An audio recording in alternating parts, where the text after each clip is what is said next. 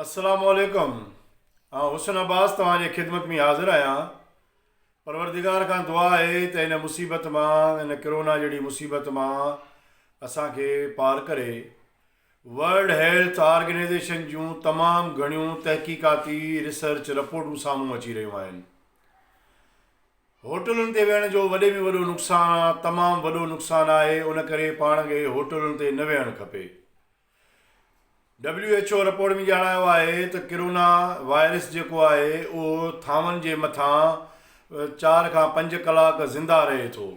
उन करे तव्हांखे होटलुनि ते न वेहणु खपे। जेकॾहिं होटल ते इहो वायरस कंहिं माण्हू मां कंहिं थांव में मुंतक़िल थिए थो, पोइ उहो उते कठे जेके थांव आहिनि उन्हनि सभिनी में मुंतक़िल थिए थो। पोइ उते माण्हू जेके वेहनि था, यकीनन उहो वायरस उन्हनि थांवनि जे ज़रिए माण्हुनि ताईं मुंतक़िल थिए थो। उन करे WHO सख़्तीअ सां इहा मना कई आहे। उहो ई सबबु आहे जो सॼी दुनिया जा रेस्टोरेंट होटलूं बंदि थी चुकियूं आहिनि। उन करे सभ खां अवल ई हुकुम उन्हनि ते जारी थियो त होटलूं बंदि कयूं वञनि।